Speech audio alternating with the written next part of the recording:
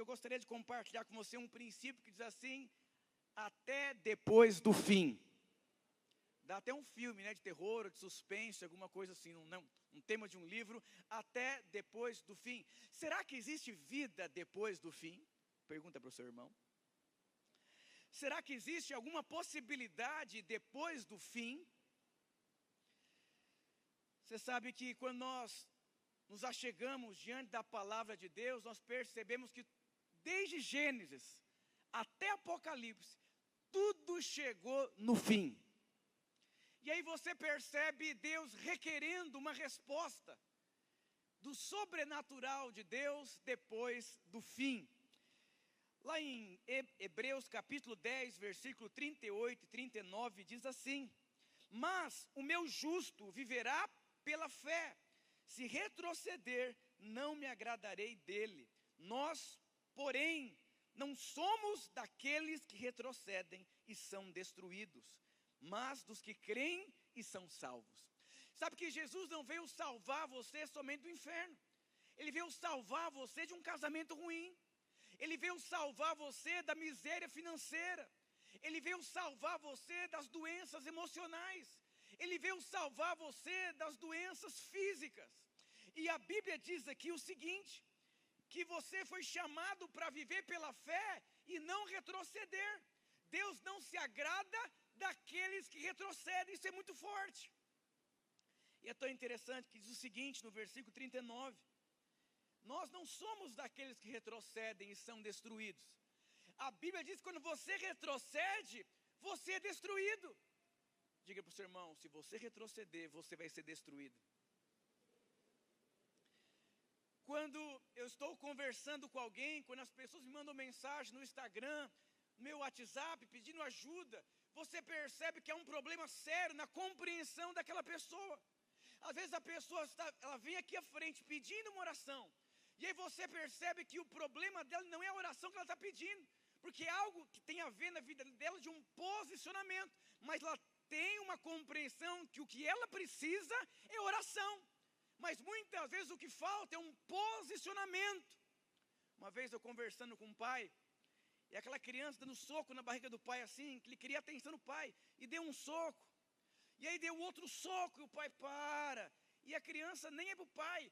E a criança deu um outro soco no pai, e deu um outro soco no pai. E ele falou assim: ah, pastor, eu preciso tanto de oração para o meu filho, porque ele não me respeita. Eu falei: não é oração não. Você nem deveria perder o seu tempo para responder, porque na Bíblia diz exatamente como que você deveria tratar um filho rebelde. Mas aí é um problema de compreensão. Há um equívoco na cabeça daquele pai. E por conta daquele equívoco, ele vai sofrer duramente com aquele menino. E aí você vê os problemas que você tem, o sofrimento, muitas vezes é porque você tem um problema de equívocos na cabeça. Você tem paradigmas errados. Você pensa de uma forma completamente desordenada com a palavra de Deus. E quando eu digo responder até o fim, ir além do fim, porque você vai chegar a uma conclusão na sua vida. O seu casamento, a sua vida financeira, o seu ministério, a liderança da sua célula, o seu empreendimento, no seu trabalho, todas as áreas da sua vida vão chegar no fim. Não adianta você repreender: está amarrado, pastor. Não está amarrado. Vai acontecer, sabe por quê? Porque Deus chamou você para viver pela fé. E a fé não é o que você vê, a fé é o que você crê. E Deus vai ensinar você a andar pela fé. E como que você ensina uma criança a andar de bicicleta? Primeiro tem a rodinha. A rodinha, você está vendo, eu me sinto seguro. Com o passar do tempo, você, como pai, vai ter que desfazer da rodinha. Já pensou um menino de 20 anos andando de bicicleta na Paulista de rodinha? Assim é um crente que tem mais de 6 meses na igreja, cheio de lutas na vida dele. Isso é uma rodinha. Você está atrás de uma ajuda, mas a sua ajuda está aqui, a falta de compreender como se vive a vida cristã.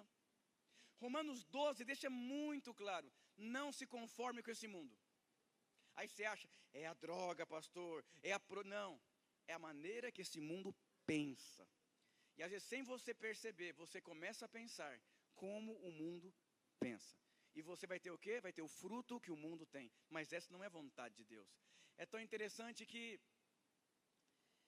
Deus não chamou você para retroceder. E você vai se deparar com muitos desafios em todas as áreas da sua vida. Diga para o seu irmão, não vou te enganar, meu irmão. Você vai chegar no fim. E quando você chegar no fim, é Deus tirando a sua rodinha e fala, agora vai sozinho. Mas eu não sei, Deus diz, você pode. Eu não consigo, Deus fala, você consegue. E aí, muitas pessoas, quando chegam no fim, elas entregam um ponto. Às vezes Deus te deu um empreendimento, ele foi à falência, porque ele chegou no fim. Mas tinha que chegar no fim, sabe por quê? Para manifestar o sobrenatural de Deus. É muito gostoso aquela vida de segurança, aquele casamento perfeito, aqueles filhinhos santinhos. Papai, a bênção do papai, Deus te abençoe, meu filho. Como foi a escola, foi maravilhosa. E aquela mulher quebrantada, doce, meu amor, meu servo, a comida está ali, o pudim está ali, a comida está ali, está tudo passadinho. Não é assim. Você vai ter que formar uma mulher de Deus. Você vai ter que formar uma família de Deus, formar o empreendimento de Deus, formar o ministério de Deus. Então tudo vai chegar no fim, e essa palavra é além do fim. Existe vida depois do fim natural, existe fim depois do fundo do poço do casamento, existe vida. Diga para o seu irmão, existe vida. Você sabe que cegueira, quando Jesus diz que aqueles que têm olhos bons, você consegue enxergar da forma que Deus enxerga, você tem a luz de Deus. Jesus não está falando aqui de olhos azuis ou verdes, ele está falando sobre uma compreensão. E a pior doença que existe é a cegueira, quando a pessoa não consegue enxergar. Irmão, como está o seu casamento? Está muito bom, pastor, mas o casamento não funciona.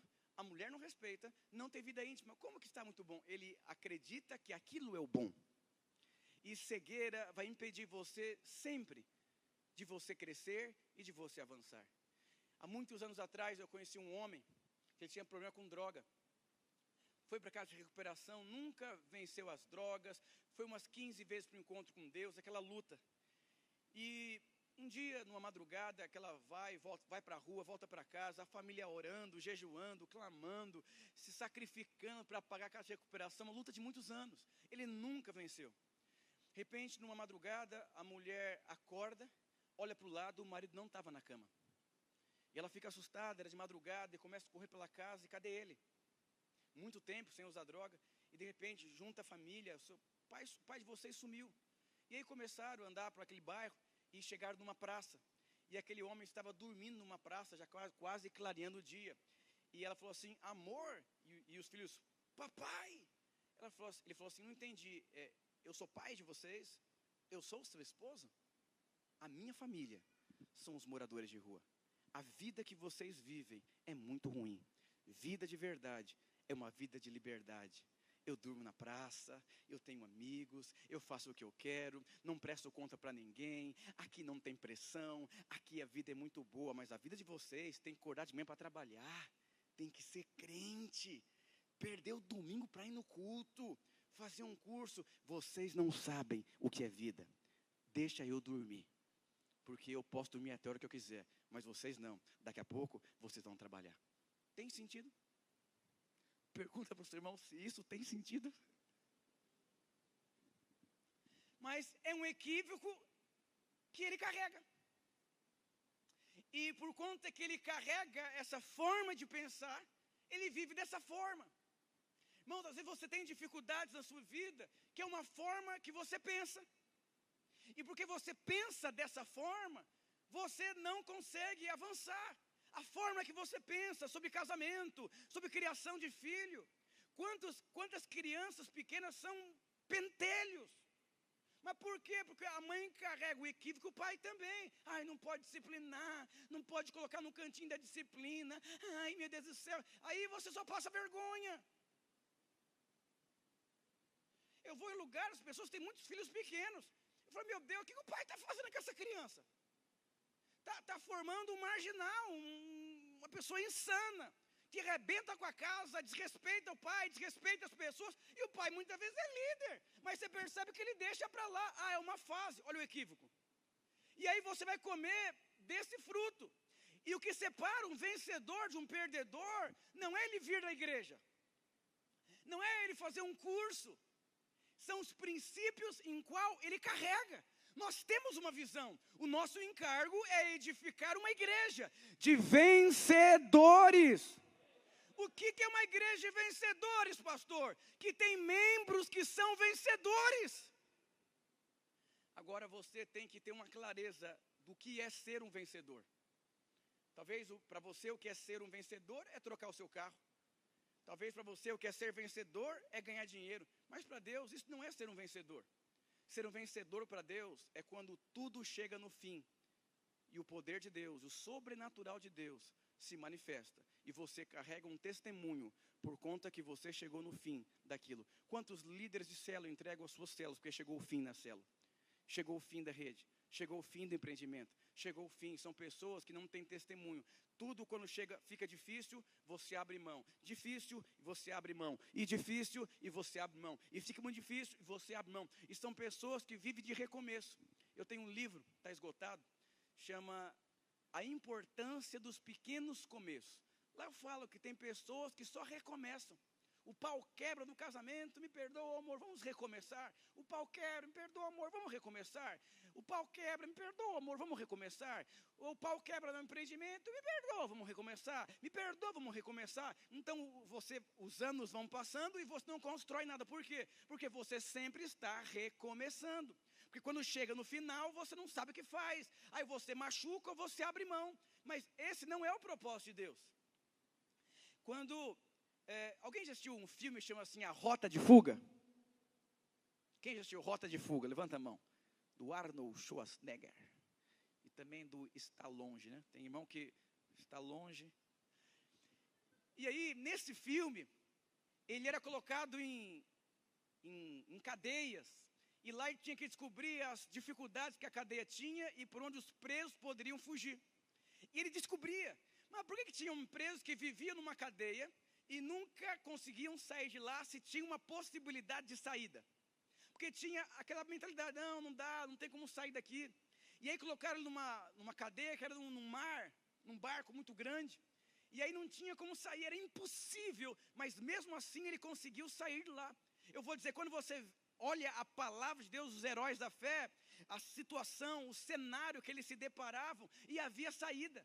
Eu vou dizer uma coisa, existe saída depois do fim, existe prosperidade depois da falência, existe restauração de casamento quando o casamento acabou, existe multiplicação de célula, quando acabou ninguém quer ir mais nessa célula, existe você e sua casa servindo o Senhor, quando a coisa está assim deplorável na sua casa, existe prosperidade, existe. Essa semana o irmão aqui da igreja, não sei de qual culto que ele é, ele estava orando e jejuando no jejum para que Deus promovesse ele no serviço dele, porque o que ele recebia não conseguia pagar mal as suas contas. E ele começou, e na segunda-feira, acabou o jejum, ele esperando o milagre dele, 5:05 da manhã, ele recebe uma ligação que ele foi desligado da empresa. Aí ele falou, agora eu não estou entendendo. 6 horas, ele começou a orar, aquela coisa toda, e Deus falou com ele, eu sou verdadeiro e o homem é mentiroso. 6 horas da manhã, ele recebe uma ligação de uma outra empresa, contratando ele com um salário muito maior do que ele recebia. Mas ele diz que 5:05 ele teve uma guerra na vida dele. E ele venceu aquela guerra em alguns minutos. E a recompensa chegou na vida dele. O seu problema é que às vezes você chegou no fim.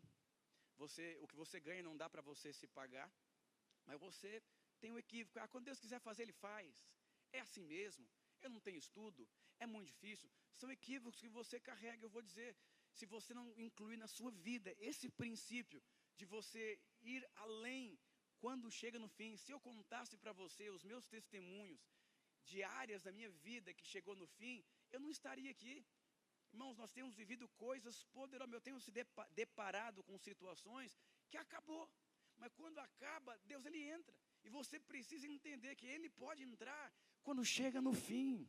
Diga para o seu irmão, tem alguma área da sua vida que chegou no fim? E aí quando você olha o vale de ossos secos, era o fim. Ezequiel, pode haver vida aqui. Em outras palavras, acabou. Mas pode haver vida. E Deus te pergunta hoje, pode haver vida nessa célula? Pode haver vida nesse casamento? Pode haver vida nessa vida financeira? Semana passada uma irmã falou, pastor, eu trabalhava de segunda a sábado. E eu não aceitava, porque eu perdi os eventos da igreja. Eu comecei a orar. E a minha patroa me liberou de sábado, ainda aumentou o meu salário. Que ela percebeu minha piedade em servir a Deus. E aí outra irmã falou, pastor, eu tenho um testemunho ruim para te contar.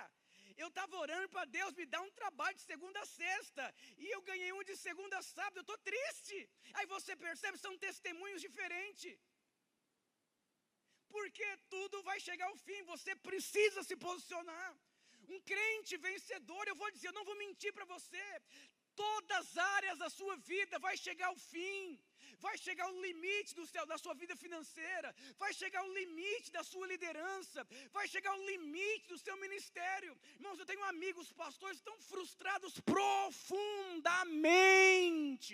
Porque chegaram no fim do potencial humano, no fim da vida financeira, no fim da crise emocional e não conseguiram lidar.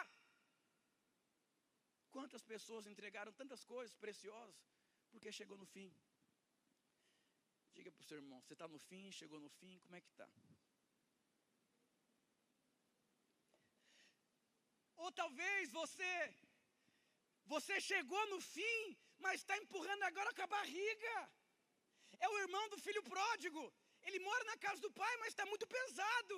Você chegou no fim e está empurrando com a barriga, com equívocos na cabeça. Uma hora Deus faz, uma hora Deus move. Quando Deus quiser fazer, Ele faz. Não é assim. Você precisa aprender a se posicionar. E eu gostaria de compartilhar sobre alguns homens de Deus que chegaram no fim. Quando nós olhamos a vida de Abraão, irmãos, Abraão, quando tinha 100 anos de idade, Deus apareceu para ele. Falou, você vai ser pai. Eu fico imaginando a situação, porque Abraão, ele era amortecido. Não funcionava mais o órgão produtor dele. Está lá não precisa abrir, Romanos 4, 19 até o 21, diz assim, e não enfraquecendo na fé, não atentou para o seu próprio corpo já amortecido, pois já era quase de 100 anos, nem tampouco para o amortecimento do ventre da Sara. Ele não funcionava e a esposa também não funcionava. E a Bíblia diz que ele não se atentou pelo contexto dele, mas ele creu. Diga aleluia. Diga para o seu irmão, vamos crer. E não duvidou da promessa de Deus por incredulidade, mas fortificou-se na fé, dando glória a Deus. Diga aleluia. Oh Deus, ele chegou no fim. Ele chegou no fim. Lá em Gênesis capítulo 22, versículo 5, esse puder projetar, por favor. Olha a situação de Abraão. Ele não podia ter filho. Ele estava amortecido. Parece que Deus sempre gosta de pegar o que não é, o que não dá, o que não tem jeito e manifestar a glória dele. Diz assim, então disse aos empregados, fiquem aqui com o jumento, eu e o menino, vamos ali adiante para adorar. Olha o que diz aqui agora, daqui a pouco nós voltamos. Presta atenção no que eu vou dizer para você. Deus, Ele pediu Isaac. E aí, Abraão obedeceu e foi levar Isaac para o sacrifício. E naquela época, sabe o que Abraão deveria fazer? Cortar aquele menino em pedaços, colocar fogo até só ficar em cinzas. E depois limpar as cinzas. Você imagina, irmão, a cabeça de um pai. Mas graças a Deus que Jesus veio e as coisas mudaram. Agora, olha o que ele disse aqui, daqui a pouco nós voltamos. Olha a fé desse homem aqui. Irmãos, ele estava amortecido. Deus dá um filho para ele. E olha o contexto que ele se depara. Você imagina Isaac assim, papai, cadê o animal para fazer o sacrifício? O que vai acontecer? O que está acontecendo aqui? E Abraão falou, não, Deus vai prover o cordeiro. Ele tinha tanta fé, que ele disse aqui, daqui a pouco, nós voltamos. A interpretação de Gênesis 22, versículo 5, diz que esse contexto em qual Abraão falou, ele falou sobre o dom da profecia. Ele estava profetizando que ele voltaria com seu filho. Sabe quando você chega no fim e você está orando sem crer muitas vezes? Que você vai, mas seu coração não foi? Você precisa ativar a fé. Lembre-me, o justo vai viver pela fé. Ativar o dom da profecia. Ativar o espírito de fé. Quantos crentes você conhece que quando chegaram no fim, desistiram da família, desistiram do ministério, desistiram da casa, desistiram de tudo, porque ele não enxergava ali esperança? Eu vou dizer, esse aqui foi um homem de Deus, foi um herói da fé, mas você vai ter que crer. Daqui a pouco, nós voltamos. Lá na Ucrânia, a guerra que está acontecendo, nós recebemos muitos testemunhos das igrejas nos países perseguidos pelo pastor Luiz, no grupo dos supervisores, e quantos soldados da Ucrânia orando em línguas, sendo cheios do Espírito Santo, os testemunhos de fé que alguns estão tendo naquele lugar. Eu fico imaginando a família chorando, ele despedindo da sua família, o soldado, e ele falando assim, em breve, eu vou voltar.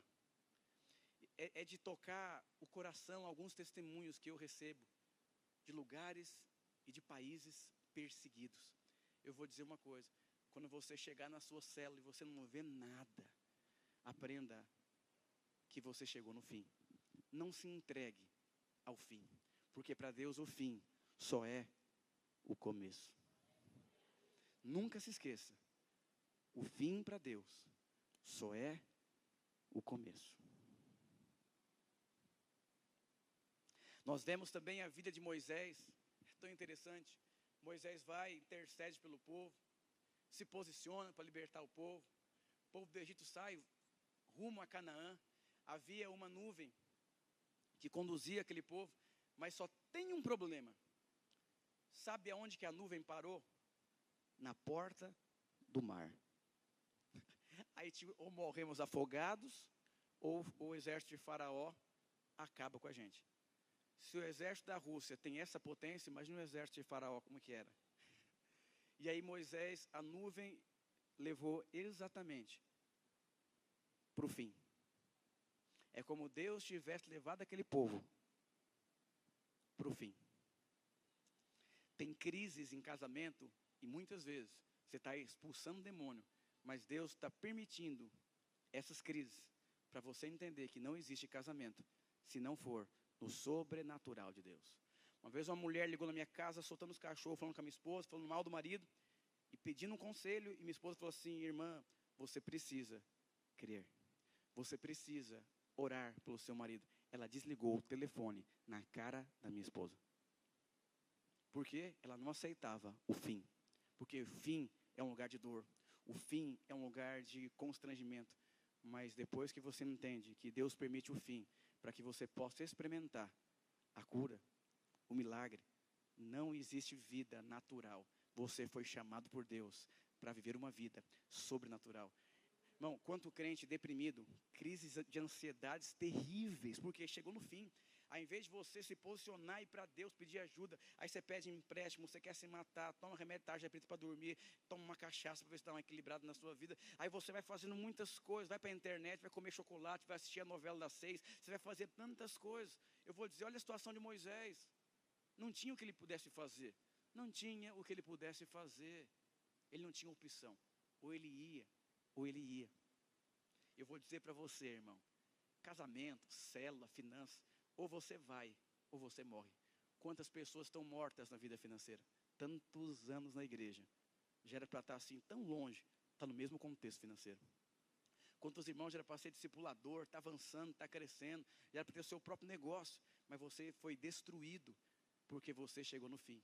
Mas eu vou dizer uma coisa, o fim muitas vezes pode ser o melhor lugar da sua vida. Elias, quando chegou no fim, ele teve a melhor e mais profunda experiência com Deus. Moisés, quando chegou no fim, Deus o levantou.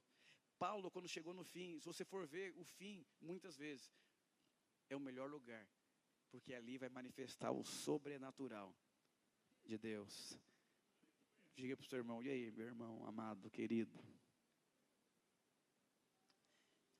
Não tem para onde você fugir. Eu não vou mentir. Não vou mentir. Moisés está ali. Mata ou morro, fujo ou corro. Não tinha nada, exatamente nada do que ele pudesse fazer. A gente pega a vida de Pedro. O pior daqui de Moisés, lá em Êxodo 14, 11, não precisa ler. O povo ainda se volta contra Moisés. E Moisés, você tirou a gente lá da escravidão do Egito lá, agora a gente vai morrer. Tudo contra. Eu vou dizer uma coisa para você. Eu tenho tantos amigos que ficaram para trás, porque chegaram no fim. Chegou no fim, não tem ninguém para casar aqui, arruma uma pessoa fora do propósito de Deus. Porque chegou no fim. Chegou no fim.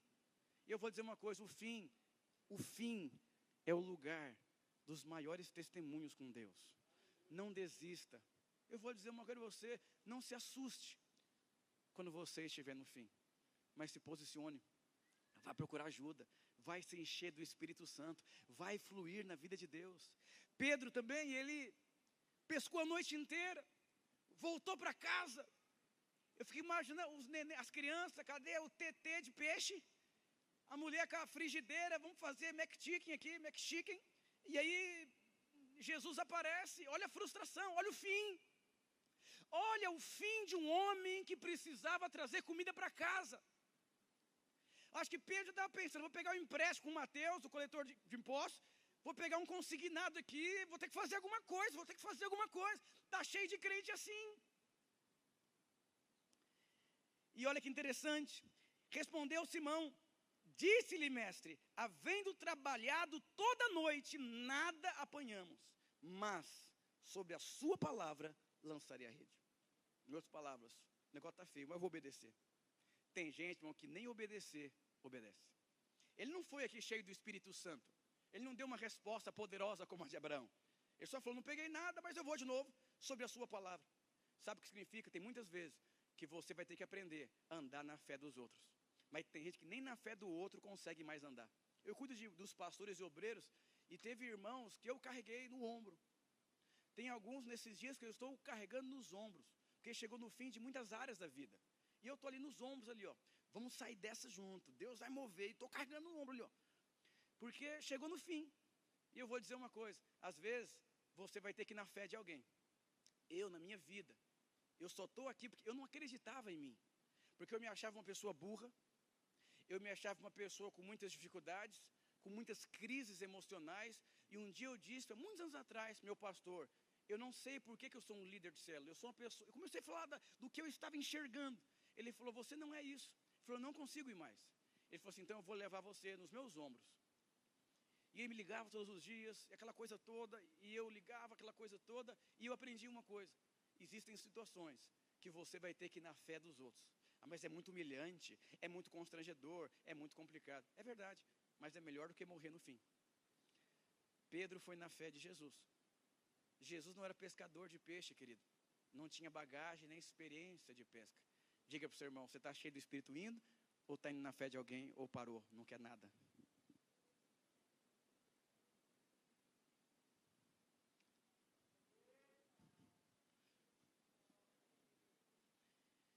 Outro homem aqui, chamado Lázaro, pior que Jesus apareceu para ressuscitar Lázaro, 4 dias depois, já estava fedendo o corpo, estava se decompondo já.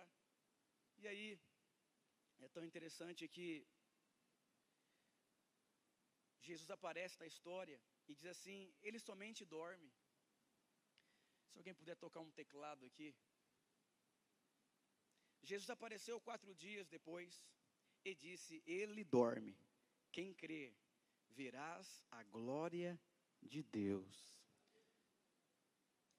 Eu digo para você, você só vai ver a glória de Deus se você crer até depois do fim. Sabe, o que será que leva alguém a crer e ir até depois do fim? Eu, como líder de célula, irmãos, eu vou ser sincero, não tinha mais nada que eu pudesse fazer pelas pessoas que eu cuidava. Nada, nada, nada, nada, nada. Eu tinha que colocar nos meus ombros e prosseguir. Então o pastor Josimar lá em Madrid foi um homem que eu carreguei nos meus ombros uns 6 anos. Porque não tinha o que fazer. O pastor Rubens, tantos anos carregando nos meus ombros. E eu vou dizer uma coisa para você. Muitas vezes você vai precisar dos ombros de alguém. Mas muitas vezes você vai ser o ombro para alguém. E muitas vezes, talvez, ninguém ofereça os ombros para você. E não é você ficar ferido com as pessoas da igreja. Davi, ele chega diante de Golias. Eu fico imaginando a cabeça daquele adolescente. O diabo atacando a vida dele. Porque tinham muitos homens ali. Por que não juntou todos os homens para ajudar Davi? Davi precisava dos ombros. Sabe o que significa? Existem guerras. Presta muita atenção no que eu vou dizer. Existem guerras que são particulares entre você e Deus. E Deus muitas vezes não vai deixar ninguém chegar até você. Você vai conhecer Deus no mais profundo do seu ser. Jó precisava de ombros. Os ombros que poderiam ajudar Jó foram os ombros que condenou Jó. É esse o Deus que você serve? Ninguém. E no final da história de Jó, ele fala: antes eu te conhecia de ouvir falar, mas agora os meus olhos te contemplam. Eu posso dizer para os irmãos que há 15 anos atrás eu conhecia Deus de um seminário, eu conhecia Deus de ouvir falar, mas hoje eu posso dizer para os irmãos que eu tenho conhecido o Senhor de com Ele andar. Não desista daquilo que Deus não desista. Pastor, como que alguém consegue ir até além do fim? Eu vou dizer algo para você. A única forma de alguém ir além de quando chega o fim é alguém que tenha fome por Deus.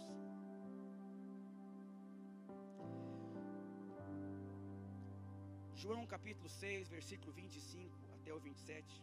Encontraram-no do outro lado do mar e lhe perguntaram: Rabi, quando o Senhor chegou aqui? Jesus respondeu: eu lhes digo a verdade, vocês querem estar comigo, não porque entenderam os sinais, não porque entenderam o propósito, mas porque vocês querem alimento. As pessoas seguiam Jesus, não era por causa dos sinais que Jesus fazia, era porque eles tinham fome. Se você não tem fome por Deus, pastor, eu quero liderar uma célula, eu quero prosperar, eu quero empreender, você não vai conseguir até o final. Ir além do final, você precisa ter fome. Tem fome por Deus dentro de você? O fim já produziu na sua vida uma frustração? João capítulo 7. Deixa eu continuar lendo aqui no versículo 26. Jesus, versículo 27. Não se preocupem tanto com as coisas que se estragam. Tudo dessa vida, irmão, se estraga. Às vezes você está tão preocupado em ser um líder e fazer a coisa acontecer, você não vai conseguir, porque vai chegar no fim. E se o seu objetivo ali é liderar, é multiplicar, é fazer a coisa acontecer, você vai chegar no fim e vai ser uma grande frustração. Mas se você não entender que tudo passa, a única coisa que não passa é aquele que faz a vontade de Deus. Porque tem pessoas frustradas, desanimadas, abatidas, sem alegria e sem ânimo, porque parou de ter fome. Fica sem comer vários dias, você vai ficar abatido.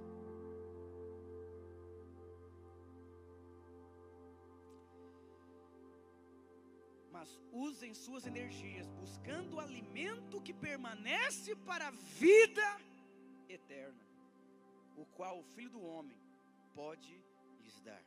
Pois Deus, o Pai, colocou em mim o seu selo de aprovação. João capítulo 7, versículo 37 e 38. No último dia, o mais importante da festa, Jesus se levantou e disse em alta voz: quem tem sede? Sabe o que significa?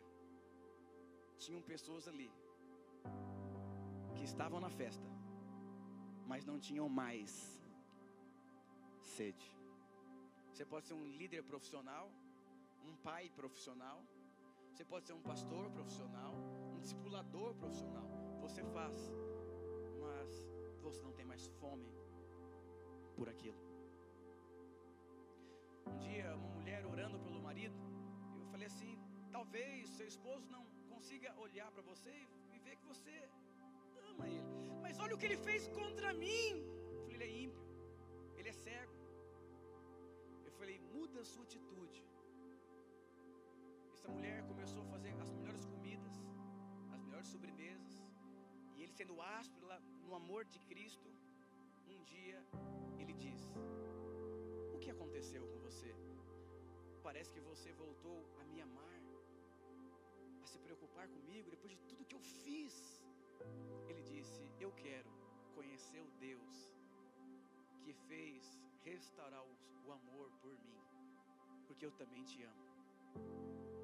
E eu achava que você não me amava mais. Venham a mim, venha a mim, eu não vou até você. Venha a mim, eis que estou à porta e bato. Vinde a mim todos que estão cansados e sobrecarregados, eu não posso ir até você. Venha a mim e beba. Próximo. Pois as Escrituras declaram: rios de águas viva brotarão do interior de quem crer em mim. Eu lembro quando eu peguei Covid, eu não tinha fome, e o médico falou: tem que alimentar, mas eu não tinha fome, e eu sabia da consequência se eu não me alimentasse, e eu sem fome, eu me alimentava. Querido, no fim, você não vai ter mais fome, mas é nesses momentos que você vai ter que se alimentar. Jesus gritou em alta voz. Ele não podia comer pelas pessoas, beber pelas pessoas, mas ele poderia mostrar a importância. Eu vou dizer, hoje eu estou aqui para dizer para você: você precisa comer. E eu gostaria de fazer um apelo nessa manhã. Você que está no fim, entregou os pontos, vamos ficar de pé. Sim, é possível. Teve uma vez na minha vida que eu procurei a pessoa que cuidava de mim e disse: eu percebo que você não tem tanto encargo por mim, mas eu também te entendo. Era para eu ter amadurecido já pelo tempo que eu estou na igreja, mas eu queria pedir um favor para você. Se você pudesse me pegar nos ombros nesse momento tão difícil da minha vida. Ele falou: amém. E todos os dias eu procurava os ombros, porque eu não tinha força nem para orar. Eu não vou mentir, se você quiser ser um crente independente, não abrir o seu coração com as pessoas que cuidam de você, não estar ligado a ninguém, essa mão aqui, ela tem poder de fazer muitas coisas e me ajudar em muitas coisas. Para eu comer, eu preciso usar a minha mão.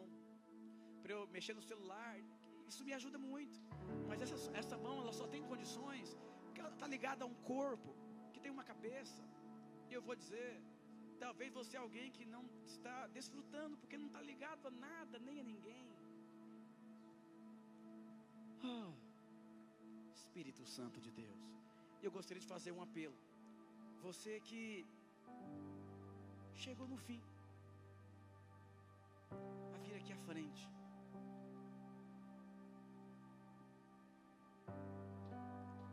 Não tenha, sabe, vergonha nem constrangimento. Você que chegou no fim, ou você que precisa de um ombro para ajudar você a andar nesse momento. Eu sinto a unção de Deus nesse lugar. O Senhor me diz que tem tantas pessoas à beira do caminho, em tantas áreas, às vezes tão fechado, tão reservado, e o Senhor diz: vem,